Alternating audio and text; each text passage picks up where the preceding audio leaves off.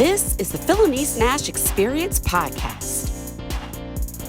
Hello, world, and welcome to the Phylanice Nashe Experience podcast, a new audio series of lighthearted and sometimes third eye opening conversations on a variety of topics from the African American perspective.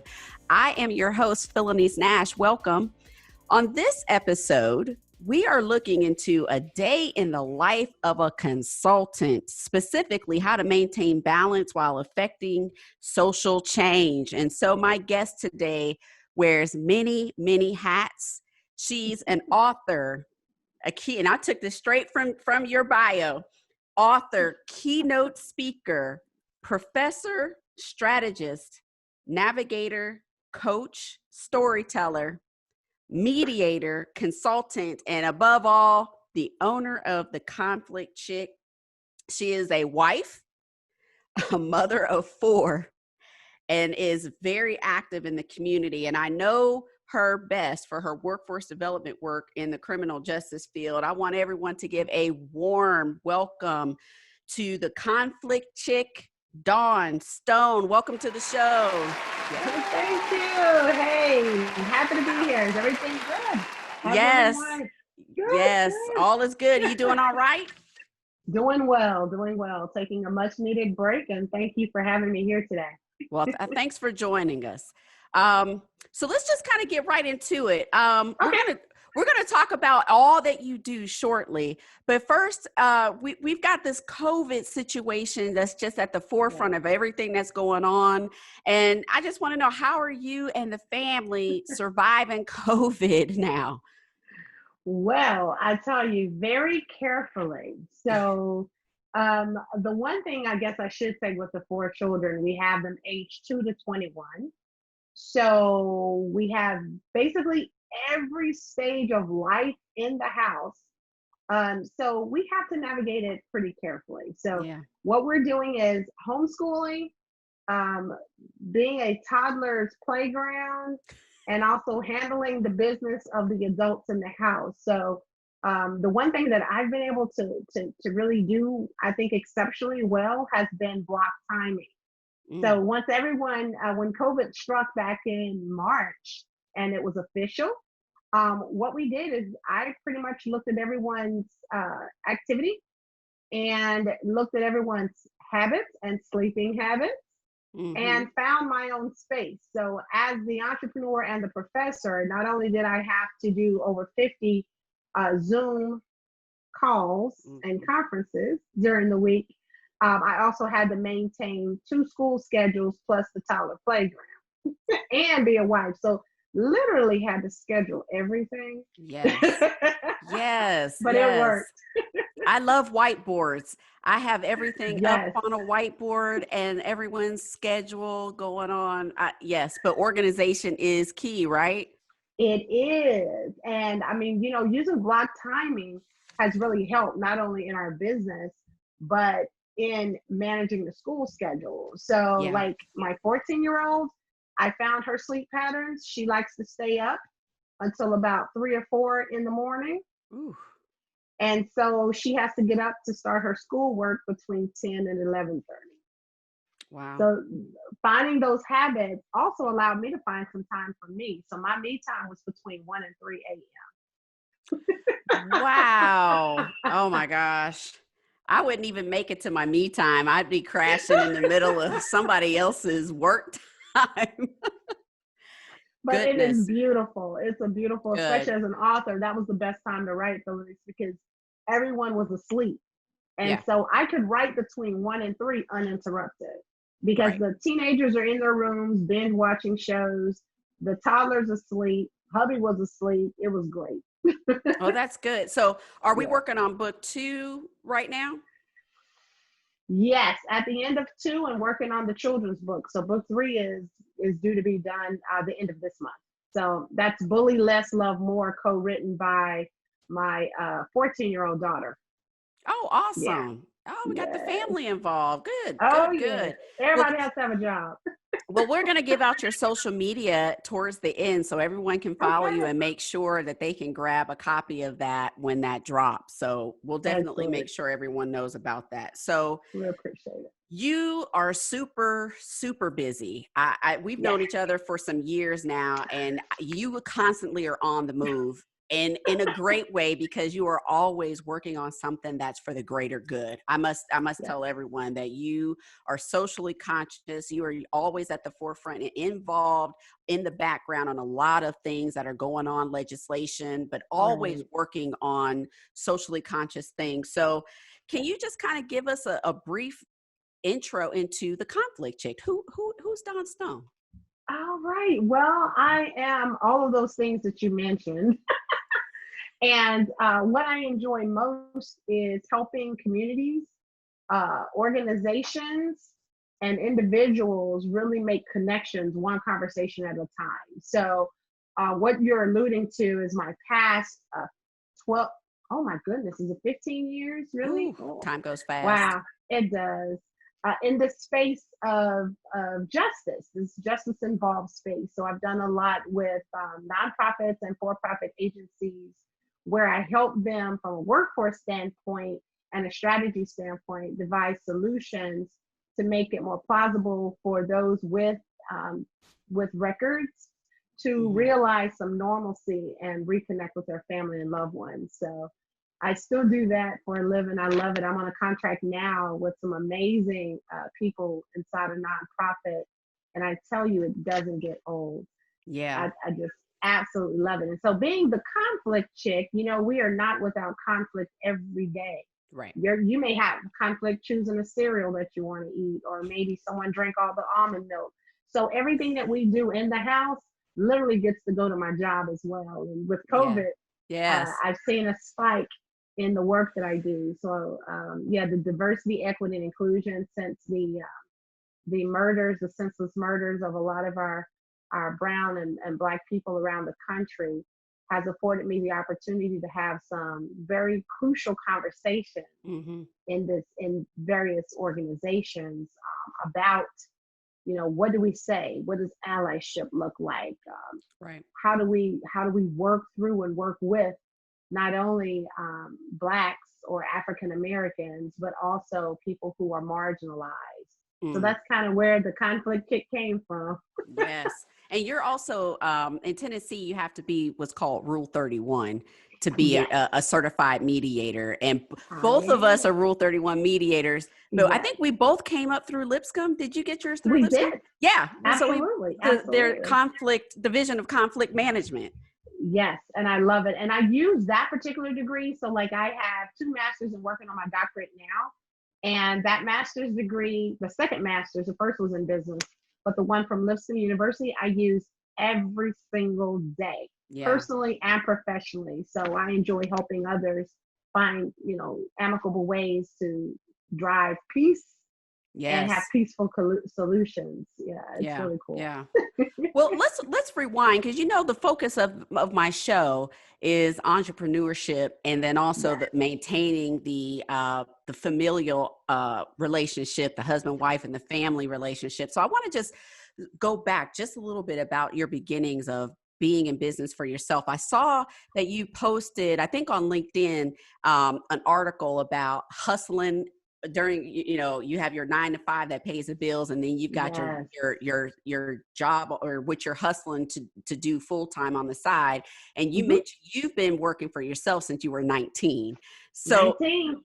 tell us about your journey of a businesswoman and how you've come to be a full-time consultant, digging Yes. up your business as you have to eat what you kill. So how did you move from True. corporate into that? Okay, that's a very good. You know what's funny, Phil? I have to tell you this funny story because it actually began before 19.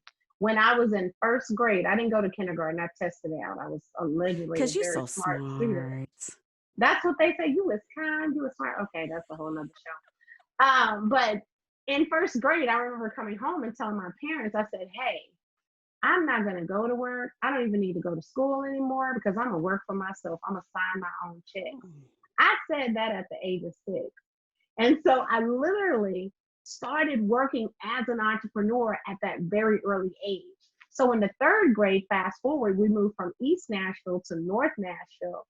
And a parent evidently no one understood the hustle quite like your girl. I would go every Monday. I would get money from my mom and dad. Every Monday, I would go to the bookstore, which was right beside my classroom, and I would buy up all of the number 2 pencils for a nickel each. So I could buy the whole bin, and then I'd sell them for 10 cents to a quarter to the rest of the school. So I was doing that at that age. And I was selling freeze cups. You know, Ooh. I freeze some Kool-Aid, put them in styrofoam and sell those, selling pickles. Now and later, I started that in elementary school. So I'm so glad. Thank you, Bordeaux Elementary, for not putting me out. But I know that was probably illegal. And so then at the age of 19, I started working for an organization called Prepaid Legal Services. Mm-hmm. And it was a quick start too.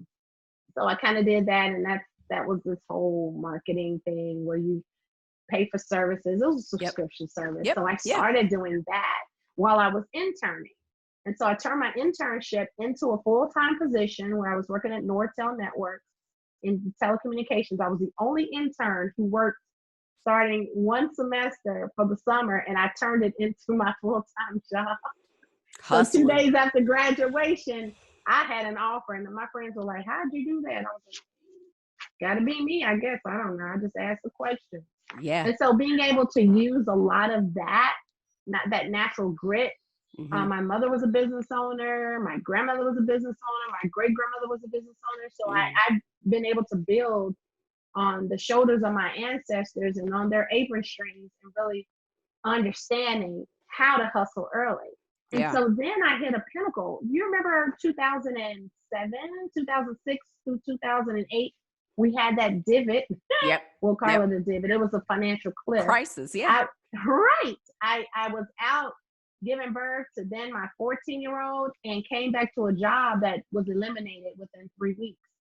So the hustle from the 80s and 90s then turned into Nashville's first full vegetarian and vegan restaurant. It was a mobile kitchen called the Veggie Cafe.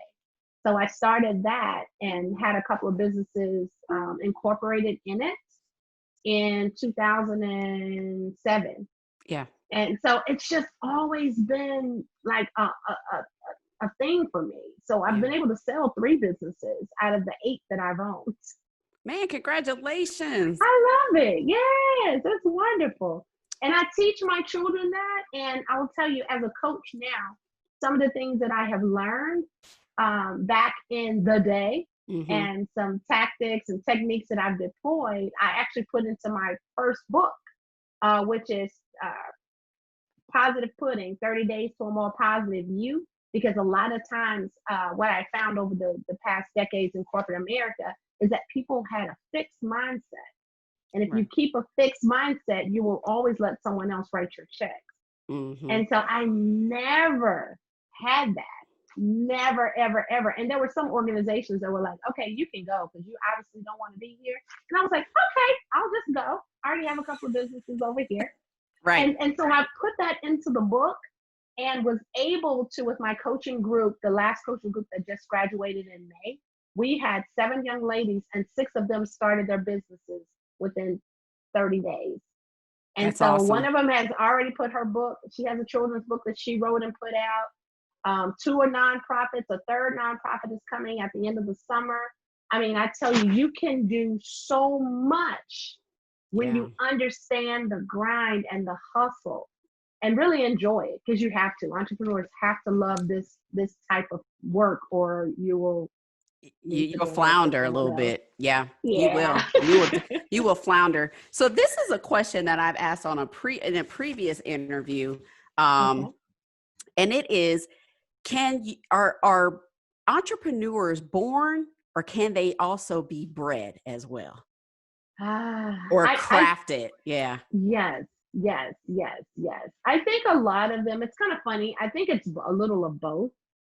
So I think some of us are born. I know I am. I was a born entrepreneur.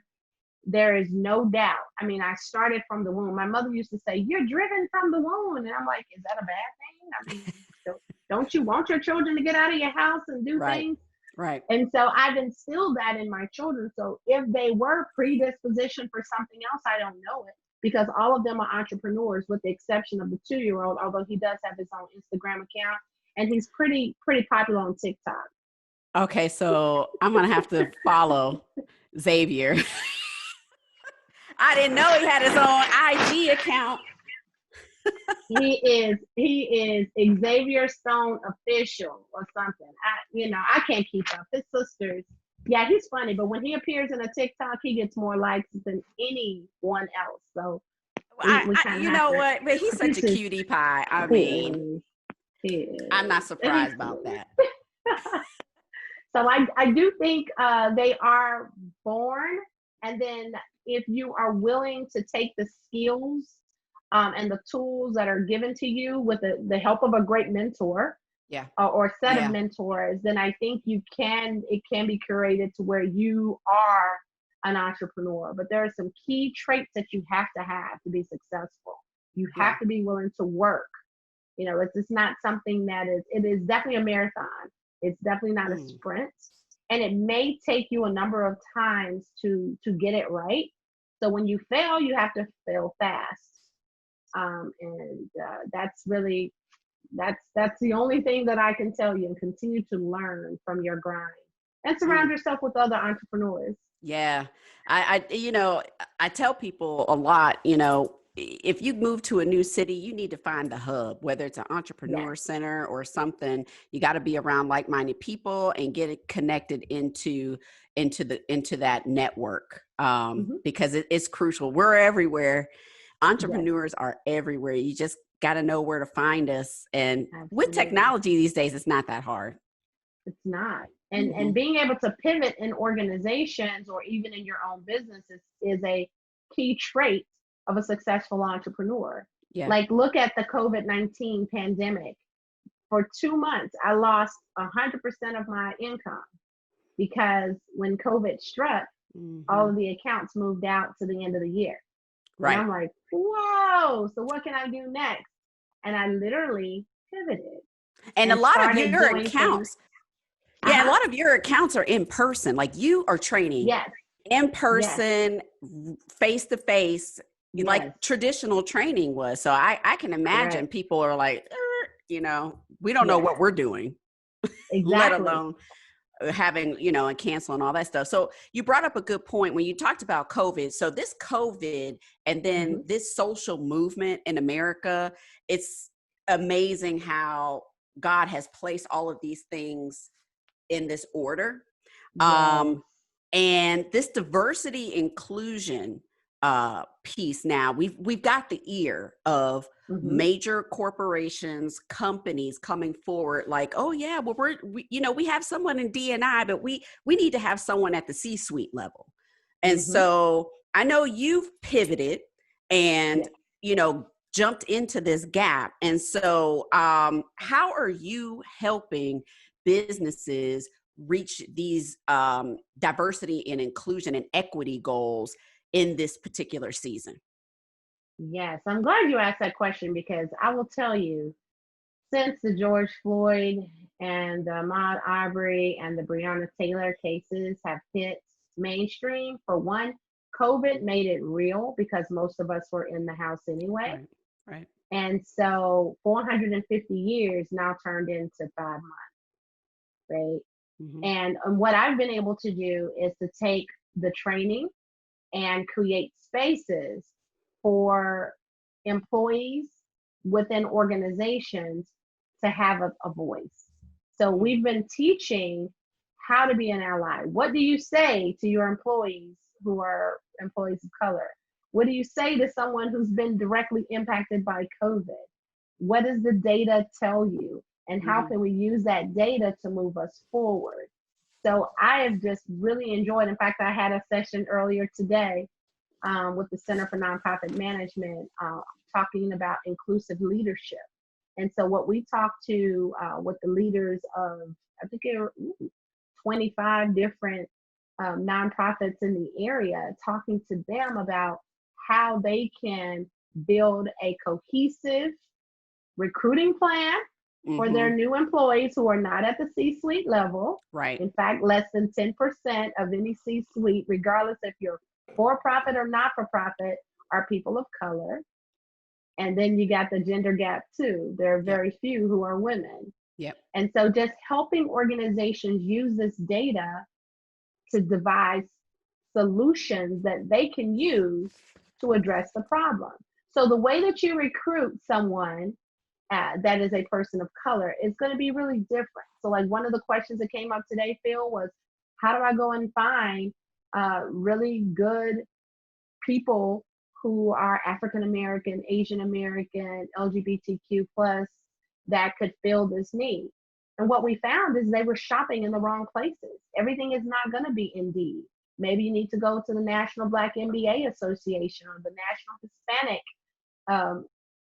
Association and recruit. The Asian American Association. Go into Cherokee Nation, placing an ad there with their organization. So there are things that we have to do. And the key word that we talked about today was intentional. Yeah. Intentional recruiting, intentional conversations that are safe and courageous. Because sometimes courage is needed. Safety is not always guaranteed. And I'm going to tell you, it's the person's perception or reaction to the words or the questions that makes them feel unsafe. But it's not that the conversation doesn't need to take place. Right. So that's kind of where I sit in that space, and I use a lot of. I've had a pretty good stint in corporate America, 25 years, bless us.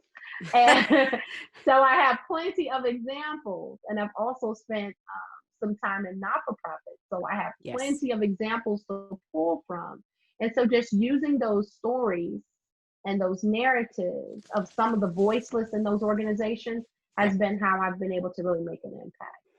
And are you doing most of these through Zooms? Yes. Yeah. The majority of them have been through Zoom. And what Zoom allows you to do is to kind of be open, be present, because they can type something that they aren't comfortable saying. Like we had a discussion today about Black hair. I brought it up and someone was like, oh my God, I'm so glad you said that. People want to touch my hair.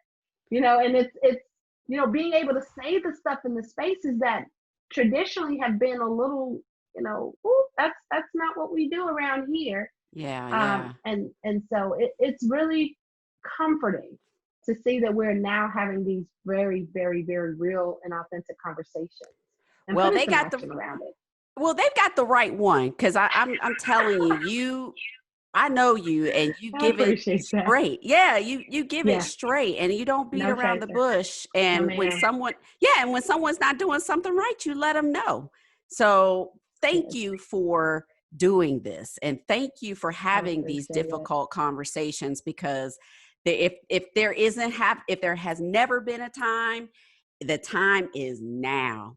You gotta seize that opportunity. So I want to make sure that everyone knows how to follow you and just kind of watch what you're doing and keep in touch with you. Can you just give my listeners your social media handles, websites, and then you also have a podcast as well. So I want them to take a listen to that as well. So drop all your social media for us.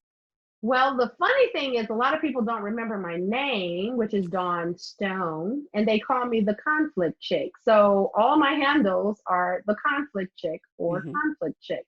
So you'll find me on Twitter, LinkedIn as Dawn Stone. That's the only one that has my actual name.